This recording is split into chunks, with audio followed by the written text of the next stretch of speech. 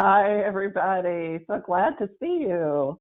Welcome to 2022 and first in our series of webinars from the Association for Healthcare Denial and Appeal Management, which we pronounce as ADAM. If you see AHDAM, just throwing that out there in case you're new to the organization or the association and wondering, how do you pronounce AHDAM?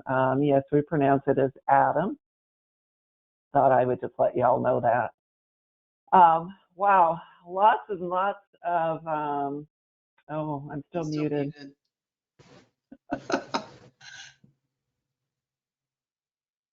Okay, Okay, now now it says I'm unmuted. but I'm hearing an echo. Let me see if I can fix that.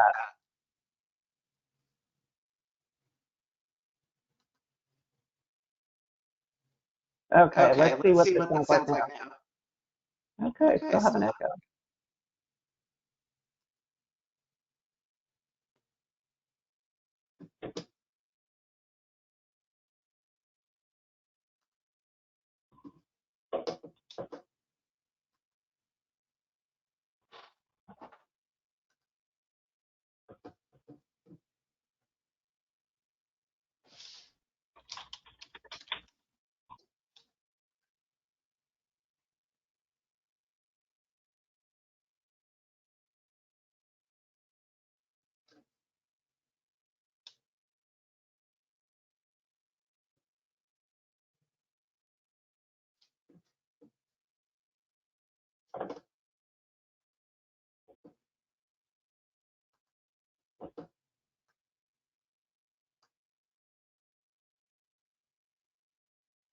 Okay. Okay, how's that sound now? All right. I think I've got that straightened out now. Okay, so let's start over. Thanks everyone who's typing in. We heard you the first time without the echo. Thank you guys.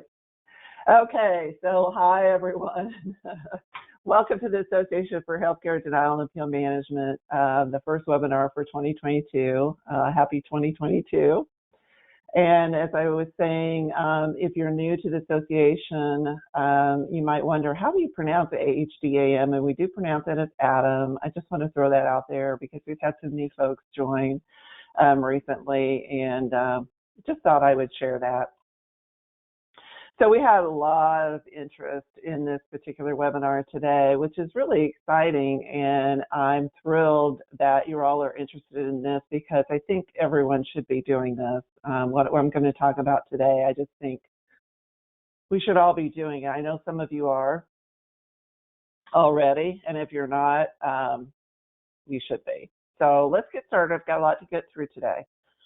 So I do need to read this little disclaimer. The Association for Healthcare Denial and Appeal Management publishes and distributes materials on its website that are created by our members or invited industry subject matter experts for the benefit of all ADAM members. ADAM does not certify the accuracy or authority of these materials. These materials are distributed and presented as research information to be used by our ADAM members in conjunction with other research deemed necessary in the exercise of your independent professional judgment. We claim no liability in relation to reliance on the content of these materials. The views expressed in the materials are the views of the materials authors and do not necessarily represent the views of ADAM. Any references are provided for informational purposes only and do not constitute endorsement of any sources. There are no conflicts of interest to declare for any individual in a position to control the content of this presentation. Okay. If you're new to GoToWebinar, here's a few tips. You can open and close the control panel using that little red arrow on the left side of your control panel. To join the audio, you can use your computer audio, or you can choose phone call and you can dial in using the information that was provided at the beginning. You can download the handouts in the control panel by going to the handout area. If you're not able to download them from there, because I know some of you have firewalls at your organization and it will prevent you from from doing downloads, you can go to www.ahdam.org, our website, and you can download them from there. Just go to the home page, scroll down a little bit, you'll see where the webinar is listed that I'm doing today. And at the bottom of the information for the webinar, there'll be, I think it says download handouts. Just click on that. That's actually a hyperlink, and that will allow you to download. If you have questions or comments, you can put them in the questions panel. I have Carla helping me out today with monitoring the questions box, so she'll be checking to see if you're having any technical difficulties. She'll be helping out with those questions. And if you have questions about the content today, go ahead and put those in there as well, and I'll do the best I can to answer your questions at the end of the session today. If I run out of time and I don't get to your questions, I will answer them. Typically, what we've been doing is answering them in a little presentation that we then upload to the ADAM website, so you can go there and look at all the questions that people ask and the answer to those. This is being recorded, so there is, you will be able to go back and watch this again. For CEUs, because we do offer free CEUs to our members only. So the webinar is free to for anyone to attend. The CEUs are given out only if you're an ADAM member as of, let's say, close of business today, in case you decide you want to join afterwards. So that's a benefit or perk of being a member. You do get free CEUs for our webinars. You have to attend for at least 50 minutes, and yes, we do check that according to our GoToWebinar report. And you have to complete a survey that pops up automatically at the end of the webinar. So you don't have to do anything. Once you sign off or I close the webinar, it will pop up for you. You fill it out. If for some reason you don't get the survey, just email me, Denise at ahdam.org, and I'll send you a survey that you can complete and send back to me. The CEU certificates will be emailed to you, typically within about a week. They're not available if you're watching the recording of this live webinar. It's only if you come to the live session that you get a CEU. And again, no individuals in a position to control content for this activity have any relevant financial relationships to declare. These are the CEUs that you can choose from. Once you fill out the survey, it will ask you which CEUs do you want. You can pick as many as you need. So we have ACTIS, we have NARI, CCMC for case managers, AHEMA, and then ANCC for our nurses, and we get those through the Northeast Multi-State Division Education Unit provides those. Our next webinar is scheduled for Wednesday, March 30th at 2 p.m. Eastern Time. You can go to our website and you can register for that now, and it's going to be a follow-up to what I'm going to talk about today. So it's going to be a continuation of the discussion today. It's called Taking Action on Winnable Denials. So we're going to share real case examples of utilizing a scoring tool, which is what I'm going to talk about today, to improve your appeal outcomes, to incorporate processes, to automate escalation of winnable denials, and to help you realize the cost benefit of using a simple tool that you can design and implement yourself. Dr. Kendall Smith is going to be speaking during that webinar. I'll be there as well. And so you really want to make sure you've got your physician advisors coming to this, your chief medical officers, your revenue cycle directors, anyone who is interested in knowing how to push back to those payers who are, you know, the most difficult ones that you're dealing with that will not overturn anything. He's going to give us some real life examples of using the scoring tool I'm going to talk about today to help identify those appeals that should have been won, that should have been overturned. A little bit about the association. We are the nation's only association dedicated to healthcare denial and appeal management. Our mission is to support and promote professionals who work in that field through education, collaboration, and our vision is to create an even playing field where patients and healthcare providers are successful in persuading those payers to make proper payment decisions. Okay, a little bit about me. I've been in healthcare my entire adult career. I've been in appeals for about 17 years now, 13 years with Appeal Masters, and then I created through the generosity of Denial Resource Group and Appeal Masters, we created the Association for Healthcare Denial and Appeal Management, and I'm president of that, and we've been coming up on our 2-year anniversary in April. I think I already did this disclaimer, so I'm going to skip over that. Sorry, I had that in there twice. Learning objectives. I've got 2 slides for learning objectives. The nursing CEUs, the nursing organizations, one is to write our learning outcomes in a way a little bit differently than some of the other groups. And so you'll see I've got them here, and then I've got them again on the next slide as well. So this is for our nurses, just worded a little bit differently. Okay. All right, so we're going to talk about appealability today. And appealability is, you're going to hear that a lot during this presentation. It's how we're going to classify our denials in a way that we can identify them as winnable denials. Okay, so appealability is a word, and it's used in legal language to mean that you're entitled to review in an appellate court.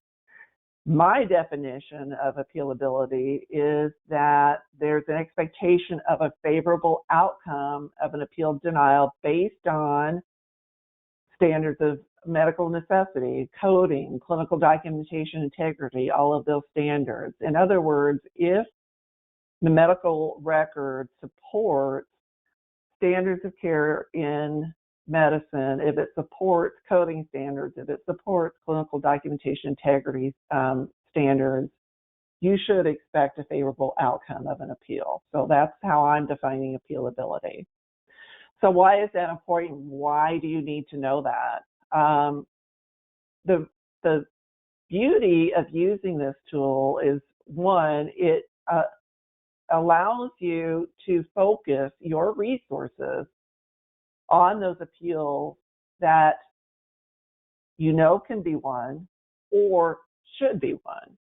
So there's a difference between will I win it and should I win it? Okay, so we know that there's a lot of appeals out there, denials from payers that we appeal that should win and don't.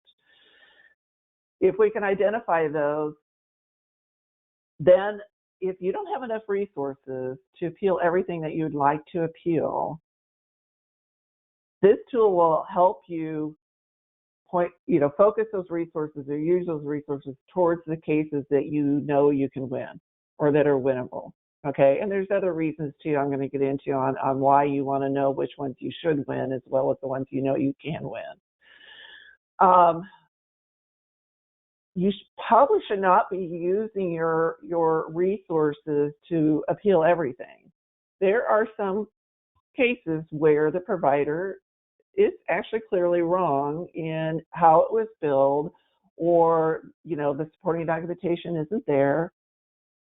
You shouldn't be appealing those, obviously. Or if it's a very, very weak case, why spend the time appealing them? And then the piece that I'm probably most excited about is being able to have data, information that helps tell you whether or not your payers are overturning your denials in a fair and equitable way. Okay, so I'm going to talk about that as well. So how do you figure all of this out? So you can develop a scoring tool. It's simple. It doesn't take long to develop it. You should develop your own. To score your denied patient encounters, your denied claims, on the strength of the clinical documentation that supports that you build that claim appropriately. Okay, so let's consider a couple of questions when you're thinking about giving a score to a denial. So ask anyone who's done insurance appeals for any, a good period of time. they start looking at the record and they're starting to form an opinion in their head, okay, right away. Gosh, this is seems like, I can't believe this one was even denied. This is such a strong case. How could the payer have even denied this? All the way down to, there's no way this is going to get overturned. There just isn't enough documentation in here to win that. So take that information out of your experienced appeal writers and figure out how to turn that into a scoring tool so that you can classify your denials by these are winnable and these aren't. Okay, I'm going to talk you through how to do that. So we're going to consider two questions when we think about looking at a case and determining what the score is that we want to give it. Does the medical record documentation support that the services provided were medically necessary and that they were appropriately billed? Okay, so that covers both our medical necessity and our clinical validation and coding. And should a reasonable and fair payer reimburse for the provider for the services rendered? So you're not going to score it based on whether or not Humana or Aetna or United is going to overturn your appeal. You want to score it based on should a reasonable and fair payer reimburse for the services rendered, okay? So there's a difference. So the power behind using an appealability scoring tool is it comes from its use as a common denominator in doing comparisons. And those comparisons will expose trends in your appeal success and trends in your payer behavior. And its ability then also to focus your appeals team on winnable denial. So you really get a couple of different advantages from using the tool. One, we're going to focus on the cases that we know we can or should win. And we're also going to use the tool to see if our payers are treating us fairly, okay? So how do you develop an appealability scoring tool? Keep it simple. Don't overthink this.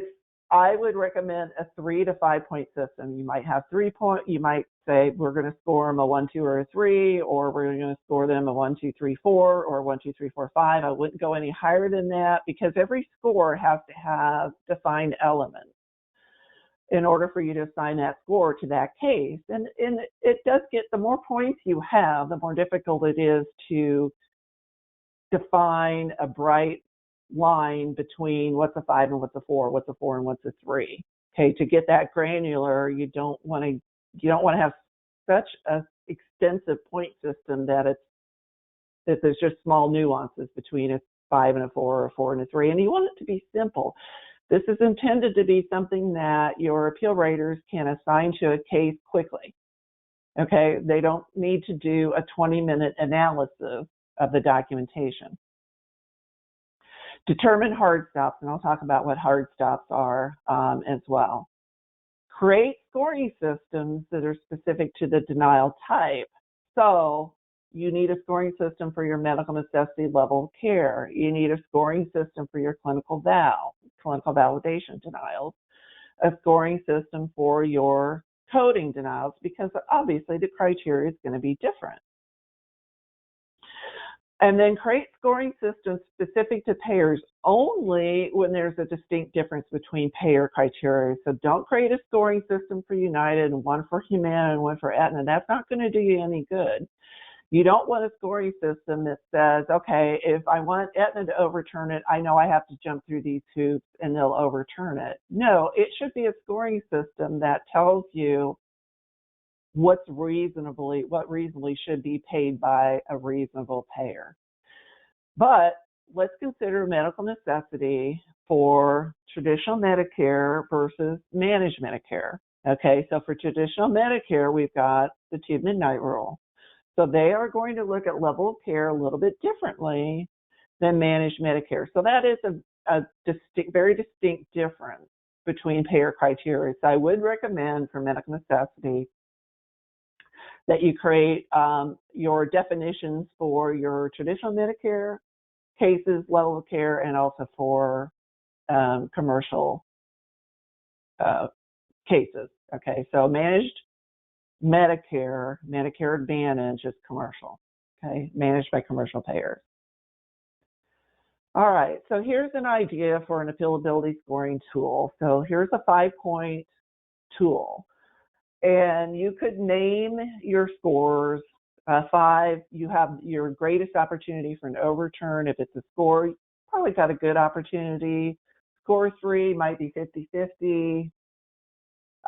Score 3, maybe we'll take our highest dollar ones, or maybe we have enough resources, we'll take all of our score 3s, to appeal. It's whatever you determine is right for your organization.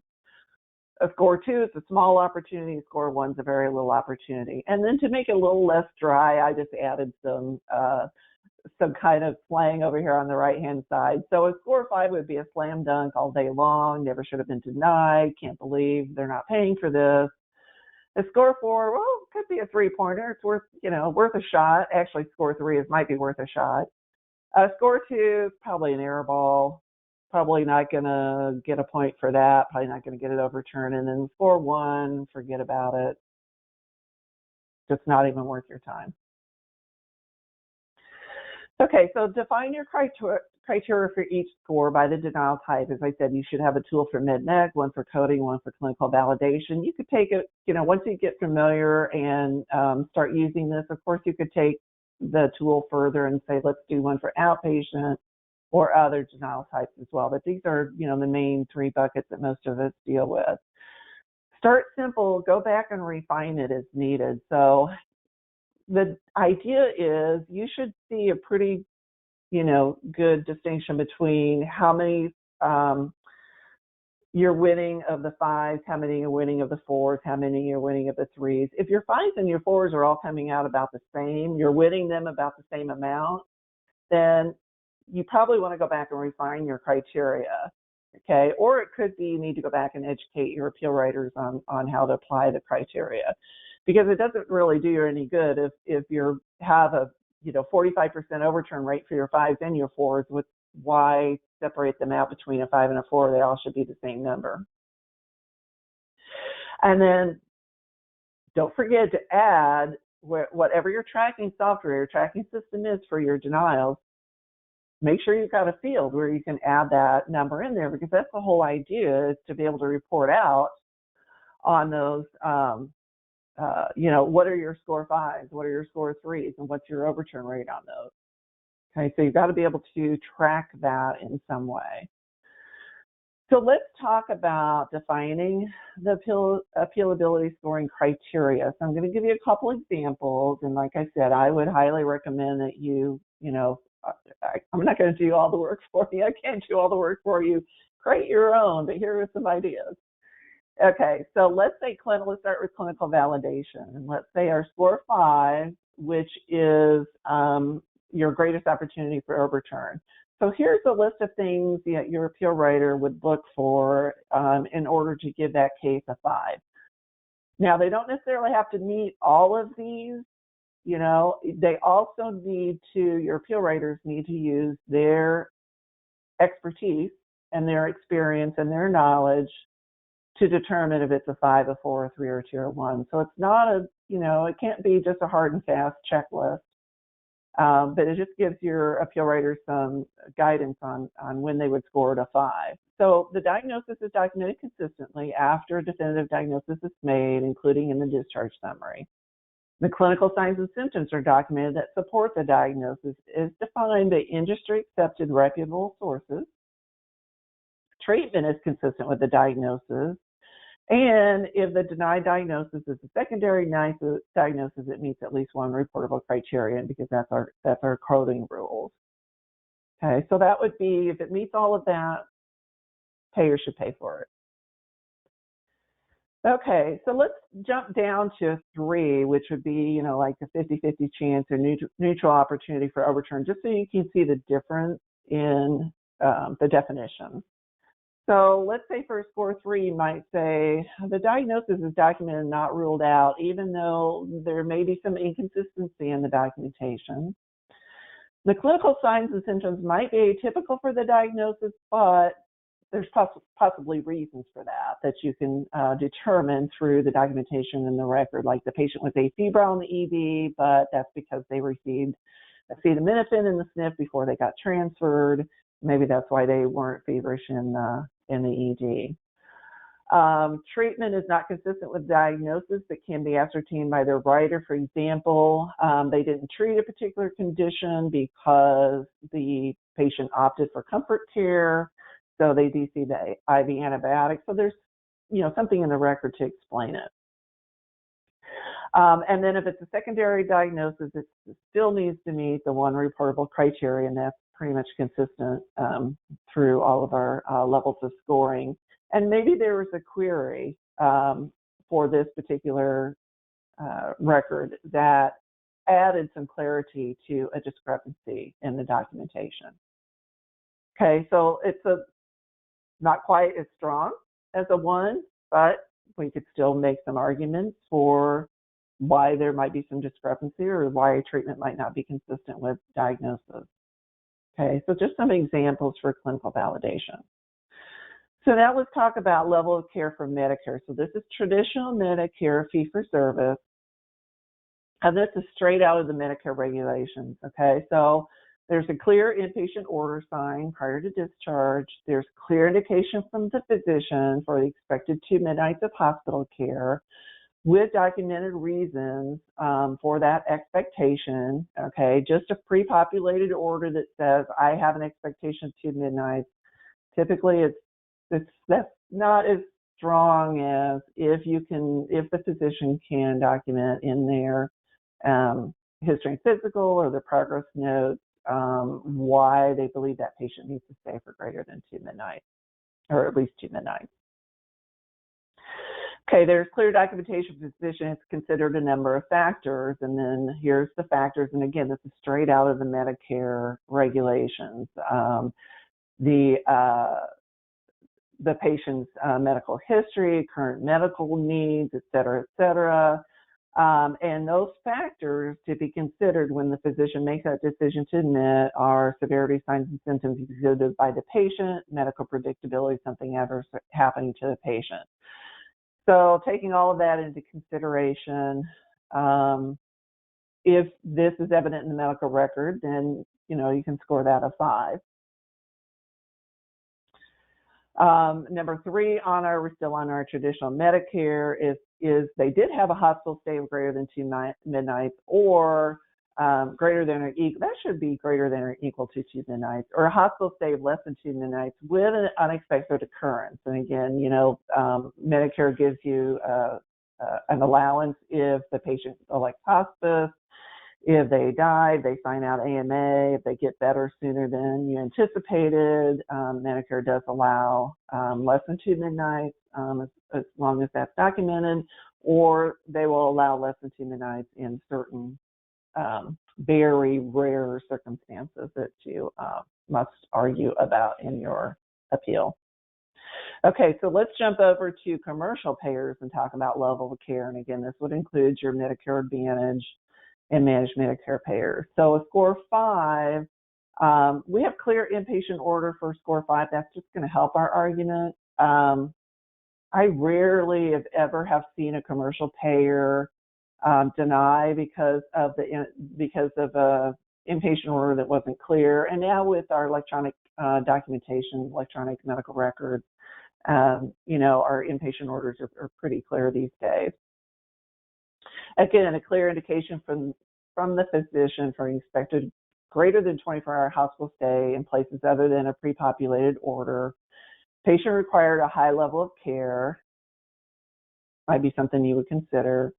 They meet admission criteria supported by evidence-based guidelines, supported by Interpol, Milliman, MCG, if that's what the payer uses or that's what the hospital uses.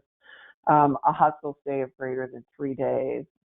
Or there's some, rationale for why they had such a short stay after the patient was admitted to an inpatient. So kind of similar to those exceptions that Medicare lays out in their regulations. Okay, so that's just to give you some ideas about how to create the definitions of your scores for your scoring tool. Okay, so what's a hard stop? So a hard stop would be something where absolutely the provider was wrong in how it was billed, and you would not be going on with an appeal in any way. So, for example, coding of a procedure that's not documented in the record. Okay, so you code a procedure and a procedure was never done. Let's say there were orders for observation only. There's no inpatient order. There's no indication of intent for inpatient status, but it was still billed as inpatient. So I have seen some of those, and you kind of wonder how did this get billed as inpatient when we have no order, no intent, order was for observation? How did that patient get placed in inpatient status, and how did it get billed as inpatient? Kind of makes you wonder. Okay, so now you know how to create the scoring tool. Let's talk about how you use it. I'm going to talk about some reporting. And these are the three main reports that I think starting off will give you the biggest bang for your buck. Of course, there's other things that you can look at as well when you're comparing your appealability scores with overturn rates. Okay, so that's the main reason why we apply an appealability score, is to be able to kind of get through the noise. And if you have, you know, I want to say if you have large volumes of denials and appeals, but even if you're a smaller, single hospital provider and you have a smaller number, trying to classify and identify what are the cases that we should have won and what are the cases that we probably shouldn't have won. The appealability scores and the overturn rates are you've got to compare those in order to get information, okay, out of that universe of denials and appeals that y'all are working on. So I would recommend doing it by payer, doing it by denial type, which is going to be your medical necessity, clinical validation coding, and then also by appeal writer, which if you're a manager of a denial and appeal management department, that can give you some insight as well, which I'll talk about. Okay, so let's talk about by payer. So this is the one that to me is one of the most interesting ways or valuable ways that you can use your scoring tool. And it's something that Dr. Smith is going to talk about quite a bit during our March webinar. So let's say we have payer A, and we're looking at our appeal ratings for our 3s, 4s, and 5s. So the 5s, slam dunks, we should have won them. 4s, good chance for a win. 3, kind of 50-50. So we see our overturn rate. So we do have a good definition here between our 5s, our 4s, and our 3s. Okay, so there's a good spread between the 3. So that's kind of what we're going for. And we see that our score 5s, the ones that we scored a 5, we've got a 51% overturn rate. I'd really like to see that a lot higher than 51%. But let's compare that to payer B, where we look at our 3s, 4s, and 5s. And for payer B, our 5s have a 24% overturn rate. So we're getting about half as many overturns for our slam dunks at payer B than we're getting at payer A. Okay. So what's going on? All things being equal, you want to make sure you're looking at, these are all MEDMAC or all clinical validation or whatever. Make them the comparison as equal as possible, and see what your overturn rates are for the ones that you should be winning. Okay, so it's really eye-opening when you do this and you start looking at your payers, and you'll start seeing, I know you all know we have certain payers that really give us a lot of problems. Or you might suspect we have payers that we don't just feel like we never win anything with them. Ask your appeal writers, they know. And so using a tool like this will bring it to light. and allow you to say, look, now we have some cold hard data that says, in fact, we win more with payer A, half as many with payer B. We need to start talking to payer B and determining, what's going on here. Hey, we've got a problem. Hey, we've got a lot of slam dunks that you guys are upholding and not overturning. Okay, so let's look by denial type. Our med-nec, clinical validation. I didn't include coding on here, but certainly you could. So one of the reasons I like to look at this is because, I get asked quite a bit, what's an average overturn rate? And you guys, these are numbers that I just put together for this presentation. I'm not trying to promote that these are average overturn rates or industry standard or anything. I'm just put these in here for illustrative purposes. But medical necessity, from my experience, are much more difficult to win than clinical validation and coding for that matter. And so I would not be surprised if you put together your reports, by denial type, and see that you've got better overturn rates for your clinical validation coding cases than you do for a medical necessity. And I think that's what most of you are going to see. I think that's what most of hospitals that we work with or I've worked with have experienced. But it's just good to know, kind of how you're doing as far as your different buckets of appeals. Because, when people say, well, what's your average overturn rate? You go, well, by what criteria? Okay, are you asking me the medical necessity or asking me clinical validation? Do you want to know about coding? Do you want to know about commercial? Do you want to know about traditional Medicare? Every time you slice and dice it in a different way, you're going to get different overturn rates. Okay. And then by appeal writer. So this is a little bit of your, it can be used as an inter-rater reliability tool, just to make sure that everyone who is using the tool is on the same page and using it in the same way. So be careful about using this as an inter-rater reliability tool, because you're going to want to compare when you look at the score fives, for example.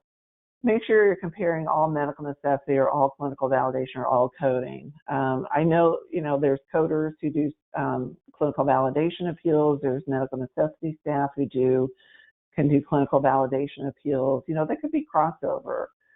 If you've got someone who can do med-nec coding and clinical validation, more power to you. That's a valuable person right there.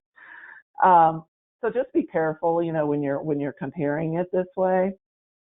But it can help you identify if there's opportunities for re-education of some of your staff on how to use the scoring tool.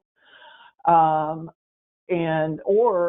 is there something, if they're all using it appropriately, then why is Kurt getting 52% overturns and Sophie's getting 23% overturns? So there might be something to dig into a little bit deeper there to see why one appeal writer is being more successful than another.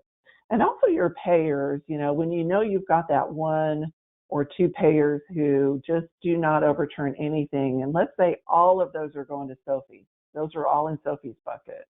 That could explain why she doesn't have such a great overturn rate as Kurt, who maybe all the appeals he writes are to a payer who's a little bit more sensible in their overturns. Okay, so some of the insights from the appealability scoring tool. I'm just checking my time, so I keep looking over to the side there. What can we learn from the denials that are scored a 1 or a 2? Well, that's your opportunity for education and process improvement. If it's a 1, if it's a 2, if it's a hard stop, that's when you want to look into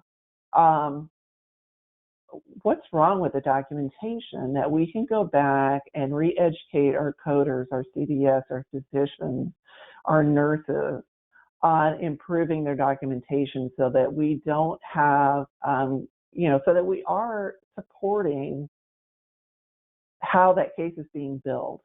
Okay, if that makes sense. So we are supporting that DRG, we are supporting that coding, we're supporting the inpatient decision.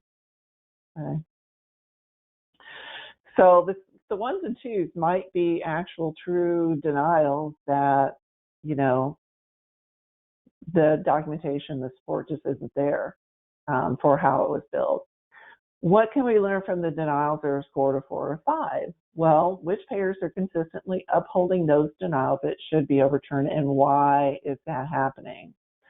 And something that Dr. Smith is going to talk about in his presentation in March is think about taking those 4s and 5s to external review, to your alternative dispute resolution. Whatever your contract says is your opportunity when you've exhausted your internal rights of appeal. What are your options to get to an independent review, to get it outside the court of the payer's opinion, because you know those should have been paid. Okay, they're 4s and 5s. Any reasonable payer should have paid them. Maybe you set up an automatic referral process and say every time we have a 4 or a 5 that gets upheld once, twice, 3 times, however many levels of appeal you have internally with that payer, those automatically go to dispute resolution. Okay, because those we should have gotten paid for. Okay, so our takeaways from today. Okay, so let's keep it simple. Okay, don't overthink it. Start with something simple, see how it's working for you. You can go back and revise and refine it. Base the scores on what a reasonable and fair payer should pay, not what you know Aetna will pay or United will pay, because you're not doing yourselves any favors that way. Make sure you're developing different tools for different denial types.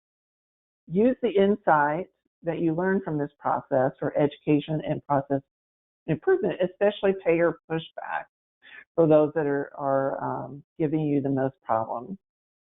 And then make sure you sign up and attend our continuation of this discussion on March 30th, which is taking action on winnable denials, Wednesday, March 30th at 2 p.m. You can go to ahdan.org and you can register for that now. That registration is up and available to you now. So I'm really excited to hear what Dr. Smith is going to talk about. He gets very excited about this, and we've been using it at my other job at Appeal Masters. We've been using it for a couple of years for a lot of our clients, and it's just incredible when you start looking at the trends from some of the payers, what you're going to find out. Okay. We got through that pretty quickly today, actually. So I'm going to go ahead and see if we have any questions. We do need to go at least 50 minutes for all of you looking for your CEUs. So let's see if we can find something to talk about for 5 more minutes. I want to thank the support team at our corporate office for helping me out with these webinars, and especially Carla, who was monitoring the questions box for me today. So let's see, I'm going to look through the questions here and see what I can answer for you.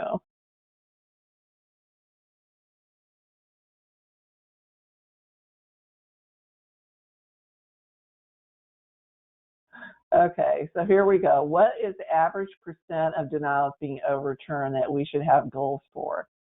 Again, that is just so, that is something that I'm not sure that you can set a goal for overturn percent of denials. What you can do, though, is see whether your overturn rates are fairly consistent among your payers. So that was really the point of the discussion today. You know, you might be surprised just how big of a difference that there can be between your different payers. And so much of it is dependent. Overturn rates are so dependent on so many things: the documentation, the billing, the upfront processes, the administrative tasks that must be done. It's not always about the strength of the appeal rating, or you know, sometimes you think, do they even read our appeals? So putting a number to a percentage of denials being overturned is really difficult. I think what you really want to do is just see where are you now, and what can you do to maintain or improve your overturn rate, okay? And so, the things that Dr. Smith's going to be talking about in March is how you can have those conversations with your managed care department, with your payers, with the chief medical officers at the payers, to get more equitable treatment in your appeals.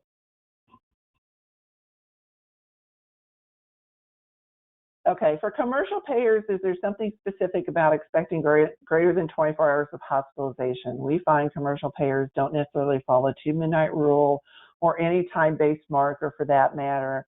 Acuity of illness, intensity of service, and risk is far more important.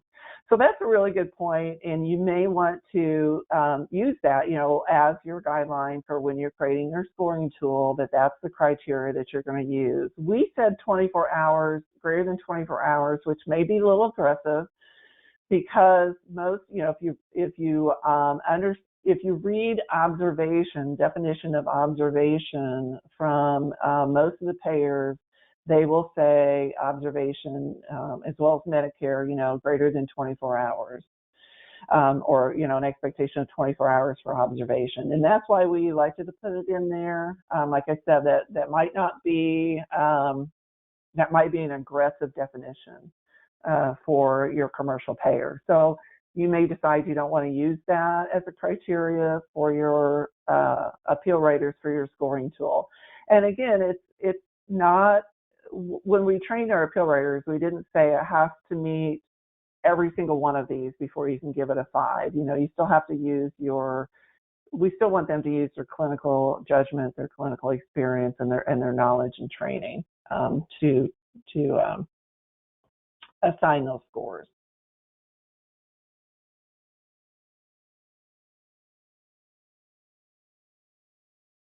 Okay, here's a good question too.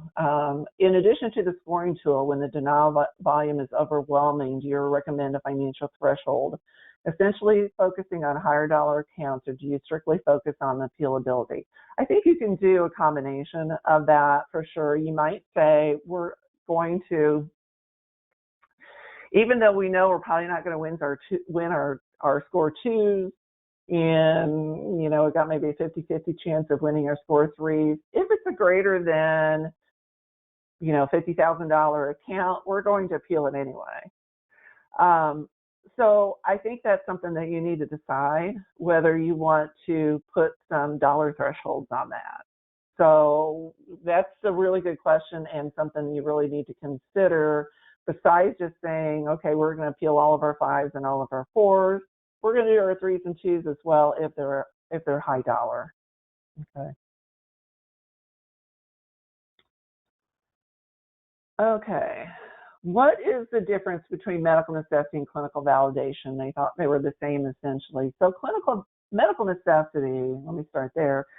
Medical necessity is were the services provided reasonable and medically necessary? And we use the term medical necessity for both inpatient and outpatient services. When we say medical necessity for an inpatient, we're usually talking about should they have been admitted as an inpatient. When we talk about medical necessity for outpatients, we're typically talking about did the procedure, the services, the drug, whatever service they received as an outpatient, was that medically necessary for that patient? Clinical validation is payers selecting a diagnosis that's been coded on the claim. So we're talking about inpatient claims, and they're taking a diagnosis like sepsis or encephalopathy or malnutrition, and they're saying that diagnosis is not clinically supported by the documentation in the medical record, and they want to take that diagnosis off the claim, and typically it's going to result in a lower weighted, meaning lower paying DRG.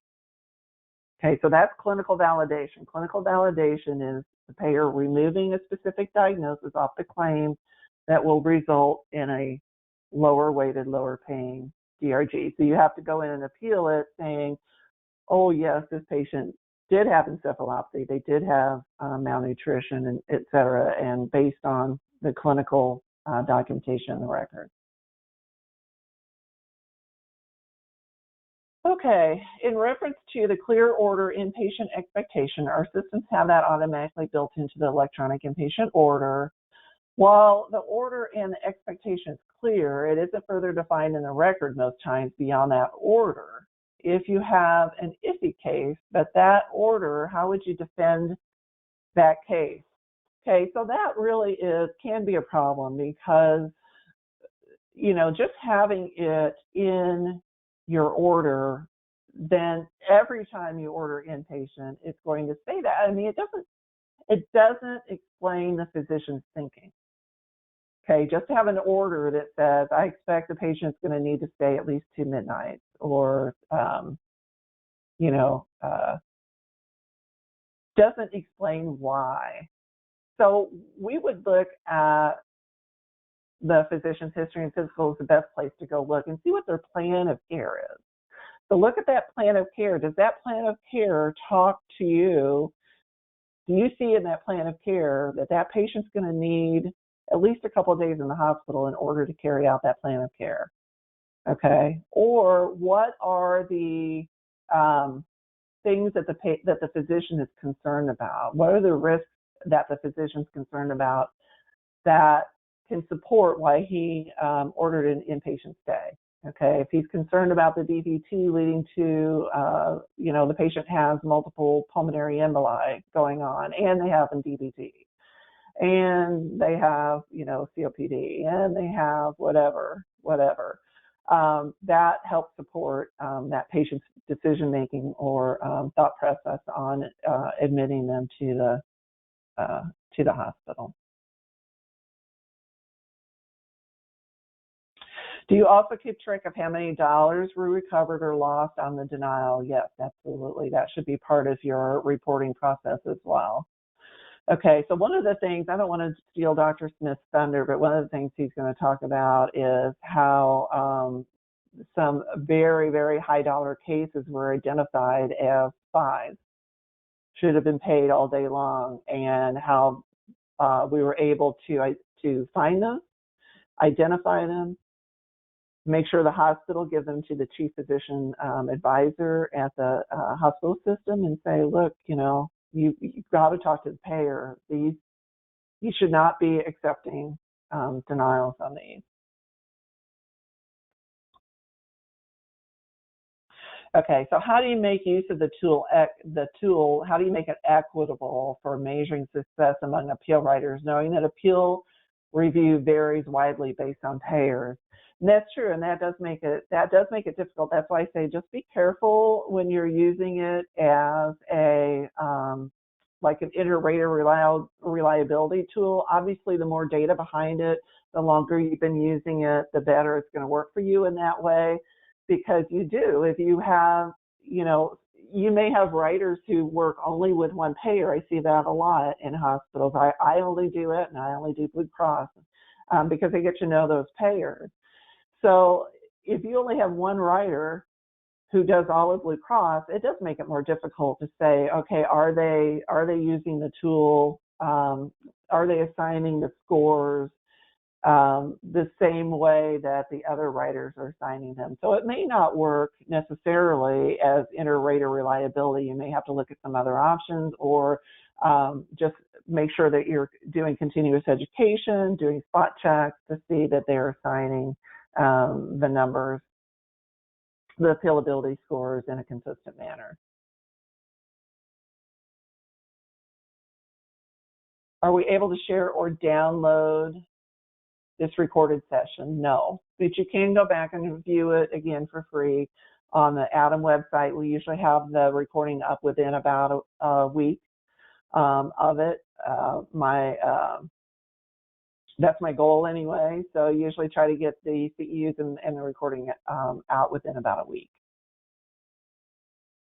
Okay, I'm currently on the website, cannot find the link to the webinar. Is there a place to look specifically? So if you're just on the home page, the ahdan.org, the landing page, once you go to that website, just scroll down on that page, and there's a kind of a black or very dark blue background box. that lists our upcoming webinars, and so it'll be the second one in that little box there on the home page. Okay, and there should be words that say register here at the bottom of the next webinar. If you click on that, it will take you to the registration page. Can you talk more about dispute resolution with problem payers? I'm going to leave that for Dr. Smith to talk about on March 30th. So make sure you come back and hear about that from him. How do you get denials to an independent review on strong cases? Again, we'll talk about that on March 30th. I did do a webinar. There's a webinar on our website about, it's called The Road to External Review. The Road to External Review. I just did that, I think, last fall. And that's free. If you want to watch that, that's free on our Adam website as well.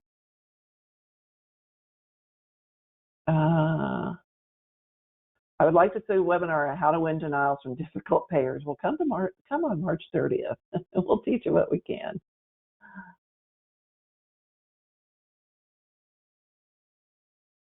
Okay.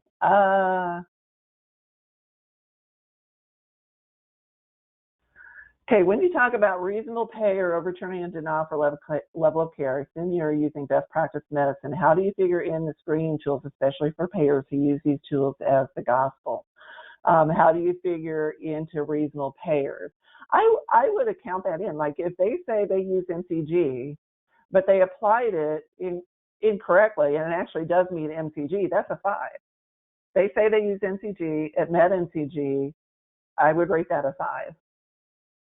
Okay, so that's how I take that into account. So it can be against standards of care, or it can be against the tools that they use. For clinical validation denial, should we have a score tool for our most denied clinical scenarios? You know, when we developed the clinical validation tool, we didn't make it specific to here's sepsis, or here's the one for encephalopathy, or here's the one for malnutrition. Okay, so we just made it kind of more general, because again, you know, you want to kind of keep it simple, because you want the appeal writer to be able to quickly come up with that score and assign that score, and not spend a lot of time analyzing, does it have everything in there I need for sepsis? And, you know, if you have templates built that you use for your appeal writing, and you put in your templates what is KDIGO criteria, what is Aspen criteria, what is step 3, what is step 2, then as you're writing your appeal, you have an idea of, you know, the documentation that you're looking for to help support your clinical validation appeal. So we don't have it in the tool, we have it more in our template.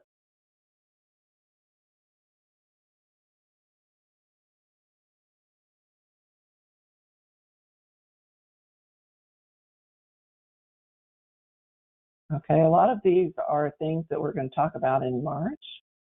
I'll make sure to pass all of these on to Dr. Smith so he can make sure we touch on those. How long should it take to develop medical necessity scoring criteria? How long would you expect the appeal nurse should take to score a case?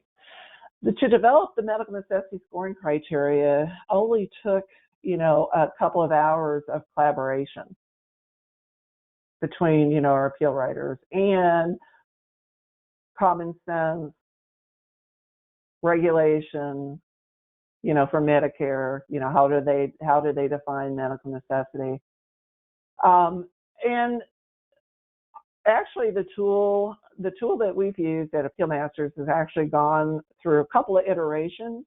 You know, as we started using it, we said, you know, maybe we need to, it started out as a 4-point system, maybe we need to advance it to a 5-point system. And then to score a case, it shouldn't take more than just a couple minutes, because once they start using it, they should be pretty familiar with they become very familiar with what's a 5, 4, 3, 2, 1. Okay. Rarely do I go back actually and look at the tool. If I'm trying to decide if it's a 3 or a 4, I might go back and look at the tool. But most of the time, I have a good sense as I'm working a case how I'm going to score it. Oh my gosh, we have so many questions, so many questions. Okay, I'm going to have to wrap it up because we're up at the top of the hour.